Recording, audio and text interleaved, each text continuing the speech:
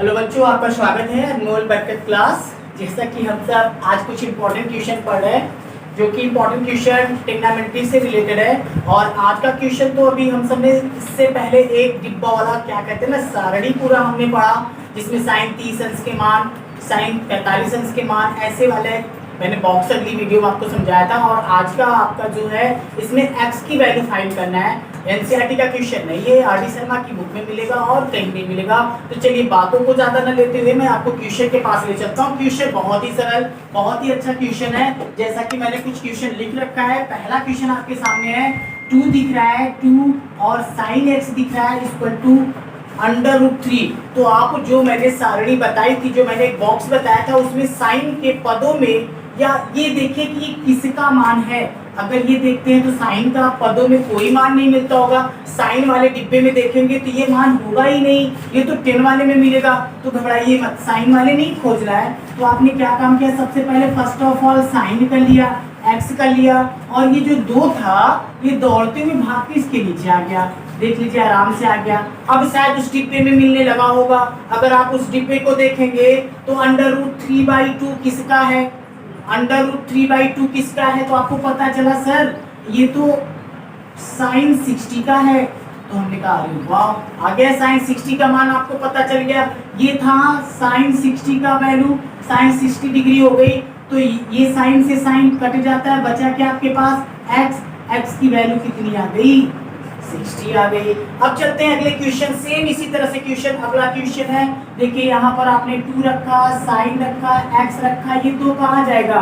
अब बड़े सोच में पड़े होंगे, इसको जैसे ही वैसे रहने दो, बराबर 1 लिख दो, फिर से इसी को करो, साइन x/2 कर दो, इक्वल टू कर दो। ये 2 कहाँ जाएगा, 1 के नीचे आएगा। अब आप क्या काम करो, साइन के ही डिब्बे में, साइन के ही खाने में देखो कि 1/2 इसकी वैल्यू होती है। तो आपको ख्याल आया सर इसकी 30 अंश की वैल्यू होती है। तो आपने ऐसे लिख दिया, x/2 कर दिया, यहाँ पर क्या लिख दिया 30 डिग्री। कौन सा डिग्री, साइन 30 डिग्री। ऐसे पूरा लिखना होता है। तो आप अच्छी तरह जानते हैं साइन से साइन कट जाता है। अब आपका साइन से साइन कट गया और यहाँ पर क्या आ गया, x/2 आ गया, और यहाँ पर क्या हो गया 30 हो गया। 2 का मल्टीप्लाई इसमें कर देंगे, x इक्वल टू कितना आ गया 60 डिग्री आ गए। तो ये आपके दोनों वैल्यू आपको अच्छे से समझ आ गए होंगे। x की वैल्यू 30 डिग्री आ गई। तो भैया अमन जी अब आगे काम कर लीजिए, ये आपका पूरा हो गया। तो यहाँ पर हम चलते हैं क्वेश्चन नंबर 3 के पास। क्वेश्चन नंबर 3, चलिए अगला क्वेश्चन आता है। अगला क्वेश्चन ही बहुत ही प्यारा क्वेश्चन है। ऐसा क्वेश्चन तो आपने सपने में नहीं देखा होगा, लेकिन मैं दिखा रहा हूँ अभी। अभी देखिए ये हकीकत में है, सपने में नहीं है। साइन एक्स और कॉस एक्स, अभी तक क्या था, यहाँ साइन था तो यहाँ साइन वाला आता था, लेकिन अब ऐसा कुछ नहीं है। तो आपने क्या काम किया, यहाँ पर √3 साइन एक्स कर दिया। इनको बुला लाओ इनके घर के नीचे, ये चले आए तो यहाँ क्या होगा 1 हो जाएगा। जब ये यहाँ से चले आए तो यहाँ क्या बचेंगे, यहाँ कुछ नहीं बचेगा, यहाँ 1 बचेगा, यहाँ मतलब उनका घर ही बचेगा। फिर मल्टीप्लाई करेंगे, फिर वही तैयार हो जाएगा। तो आपको याद दिलाते हैं, अगर इसमें से ये √3 को बाहर निकाल दो, √3 निकल गया, आई मीन सिर्फ कितना बचा, √3 बचा, और ये अलग से कर दो। तो आपको इतने के बराबर एक फार्मूला ख्याल आने लगा होगा। इतने के बराबर कौन सा फार्मूला ख्याल आता है, साइन बटा कॉस। तो आपको याद आ गया tan थीटा। इतने के बराबर क्या लिख सकते हैं हम sir, tan theta. tan theta का ही लिखेंगे, थीटा तो है नहीं, यहाँ है क्या x है, इक्वल टू लगा दो, क्या आएगा 1 आएगा। अब आपको किसकी वैल्यू चाहिए, tan x की चाहिए। अब tan x की चाहिए तो tan x को ऐसे रहने दो, बराबर कर दो 1/√tan, ये चला गया। अब आपको पता होगा ये डिब्बे में जब देखेंगे तो किसकी वैल्यू है, tan 30 की है।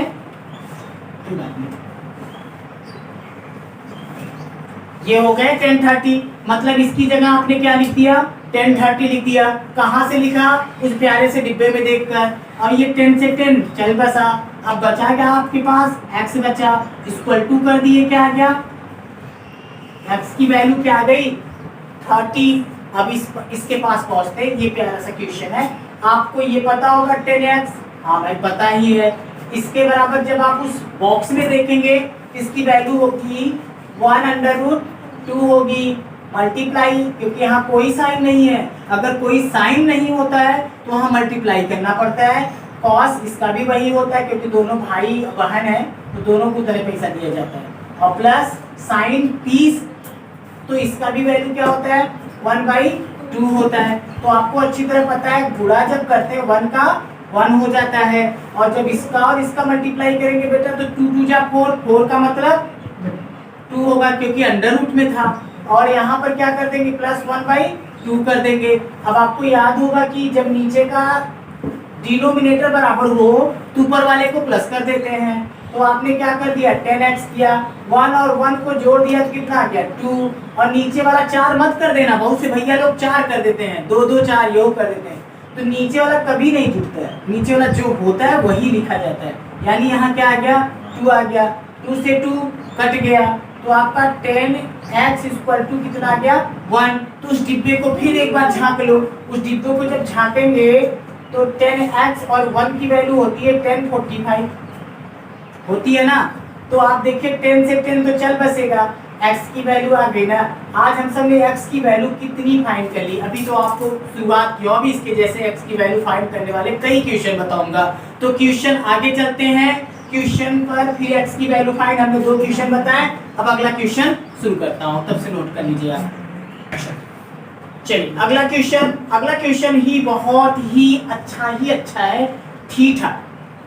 थीटा की वैल्यू अगर आपको मैं दे दूं तो इन सवालों को हल करके ले आओ।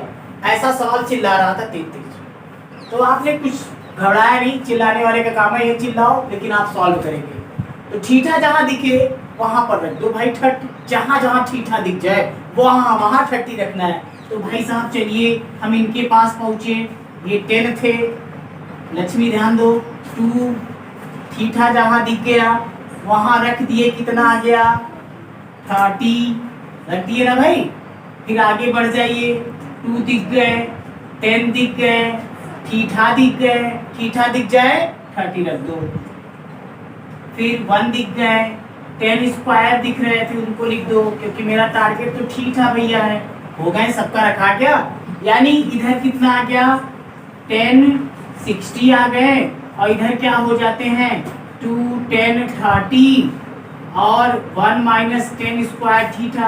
अब ये सोचिए इधर वाला जितना मान होगा इस मान के बराबर होगा, यानी left hand side and right hand side अगर देखा जाए तो मेरा दायां हाथ ये राइट हैंड साइड हो जाएगी, और ये मेरा बायां हाथ ये मेरा लेफ्ट हैंड साइड हो जाएगा। तो लेफ्ट हैंड और राइट हैंड दोनों अगर इक्वल हो जाते हैं तो उसकी खुशी में आपको ये सवाल करना, ठीक है। चलिए तो 10 30 को कैसे करते हैं, इसका वैल्यू कितना होता है सब जानते हैं √3, मतलब मुझे √3 लेकर चलना है। अब इधर इस तरह से काम करना है, इधर वाला मान √3 आ जाए, तो कोई बात नहीं 2 है 2 रखो, ठीक है ना भाई। और 10 30 का वैल्यू होता है 1/√3 होता है। फिर आपने क्या देखा 1 है, माइनस कर दीजिए, इसकी वैल्यू क्या होती है 1/√3, और उसके ऊपर क्या हो जाता है स्क्वायर हो जाता है। तो आप अच्छी तरह जान रहे हैं ये 2 का मल्टीप्लाई 1 में होगा तो 2 आएगा, और नीचे कितना रहेगा √3 ही रहेगा। अपान कर दो, 1 को 1 कर दो, 1 1 जा 1 हो जाता है, 30 √3 है ना, तो 2 बार जब मल्टीप्लाई करेंगे तो कितना आ जाएगा बेटा 3 आ जाएगा। आप नीचे क्या मान लेते हैं 1 मान लेते हैं, फिर आगे बढ़ जाइए, ऐसे आगे चलते जाइए, 2 √3 हुआ। अब ये देखिए 3 का मल्टीप्लाई इसमें करेंगे, 1 का इसमें करेंगे, नीचे का नीचे करेंगे। क्यों कर रहे हैं, क्योंकि नीचे का डिनोमिनेटर बराबर नहीं था, इसलिए क्रॉस मल्टीप्लिकेशन से कर रहा हूँ, तो आप अच्छी तरह जानते हैं। फिर आपका क्या आ जाएगा 2 √3 आ जाएगा, 3 में से 1 जाएगा तो कितना आ जाएगा बेटा 2 √, कितना आ जाएगा 3 आ जाएगा। तो अब आप सोच रहे होंगे सर जी अब ये कैसे कटे, तो कोई बात नहीं, आप इनको एक बार और इधर लिख लीजिए, 2/3 है ना, 2/3 लिखिए, मल्टीप्लाई लगाइए, जो नीचे वाला होता है वह ऊपर चला जाता है और जो ऊपर वाला होता है वो नीचे आ जाता है। ये और ये क्या हो गए, कट गए। जब कट गए तो आपके क्या आ गए वैल्यू, 3√3। आइए आपका टारगेट तो √3 था, आया क्या 3√3 आया। तो अभी मेरा टारगेट पूरा नहीं हुआ, नीचे से √रूट को मैं हटाना चाहता हूँ, शायद तब मेरा आंसर आ जाए। तो हमने क्या काम किया, ऊपर √3 नीचे भी √3 का कर दिए, मल्टीप्लाई कर दिए। 3 का इसमें मल्टीप्लाई करेंगे बेटा 3√3, कुछ लोग 9 कर देते हैं, लेकिन याद रख लो बंदूक तब चलाया जाता है जब दरवाजा खुला हो, अभी दरवाजा बंद है तो बाहर खड़ा होकर निशाना बनाते रहो तब तक। और तब से ये बेचारा तैयार हो रहा है। 3 में 3 का मल्टीप्लाई कर दो, कितना आ जाएगा, 3 आ जाएगा। और ये कट गए। अब न बंदूक चलेगी न बम चलेगा, क्योंकि आ गए आंसर। ये रहा आपका आंसर, आराम से ये आंसर आ गए। अब इसी की खुशी में ये वाला सवाल आपको करना है, सेम इसी तरह चलाना है, बम और गोली। अगला सवाल फिर थीटा की जगह पर आपको वही बमबारी करनी है 30 की। तो चलिए अब शुरू होते हैं। cos 2 लिख दो, थीटा की जगह पर क्या लिखना है, आपको लिखना है 30, लिख दिए ना भाई। फिर आगे चलते हैं,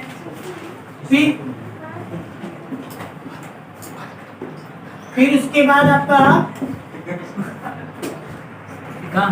थीटा की जगह पर आपने 30 रख दिया ना, थीटा की जगह 30 रखा, फिर 1 की जगह 1 रखो। यहाँ भी भैया थीटा दिख जाए, यहाँ दिख जाए ना थीटा, यहाँ पर भी रख दो, 60 ना रखो भाई 30। और यहाँ पर भी 1 प्लस, यहाँ पर भी आपने क्या रख दिया 30। आपका काम चल रहा है, सब कुछ अच्छे से चल रहा था। cos 60 हो जाएगा यहाँ पर, cos 60। और यहाँ की वैल्यू क्या होगी 1, और 30 की वैल्यू क्या होती है 1/√3। नीचे क्या मान लेते हैं, ये देखिए। फिर यहाँ पर 1 प्लस 1/√3 स्क्वायर मान लेते हैं। अब आपको एक बात बता दे, cos 60 की वैल्यू क्या होती है। हमने सोचा 1/2 होती है, तो आपने 1/2 लिख दिया। जब हमने सोच लिया तो 1 की जगह 1 रख दो, माइनस की जगह माइनस रख दो, 1 की जगह 1 रख दो। 3 त्रिक का कितना हो जाता है 9, 9 का वर्गमूल क्या हो जाता है 3। फिर यहाँ पर 1 की जगह 1 रख दो, 1 की जगह 1 रख दो। 3 त्रिक का 9, 9 का वर्गमूल क्या हो जाता है 3। नीचे क्या मान लेते हैं 1, इसके नीचे क्या मान लेते हैं 1। फिर आगे का काम शुरू, इसका गुणा इसमें, फिर इसका इसमें, आ गया 1। 3 का इसमें कर दो बेटा 3, फिर इसमें कर दो, लाना 1/2 है, याद रखिएगा। आपका मतलब इधर 1/2 आया है ना, तो इधर वाले से भी 1/2 आना चाहिए। तो अभी इसका भी क्या कर दिए 3 + 1, 3 बन जा 3। तो आप देख सकते हैं 3 में से 1 जाएगा ना बेटा, तो 2 बच जाएगा। नीचे क्या रहेगा 3 और 1 जोड़ दोगे कितना हो जाएगा बेटा 4 बटा कितना हो जाएगा 3। अभी भी बात हजम नहीं हुई। अब इसको क्या करेंगे 2/4, 3/4, सॉरी जो बोले थे ये ऊपर रहेगा, और ये देखिए पहले कैसे लिखते हैं 2/3 मल्टीप्लाई, किसको लिखेंगे ऊपर 3, ये वाला कहाँ रहेगा 4, ये और ये कट जाएंगे।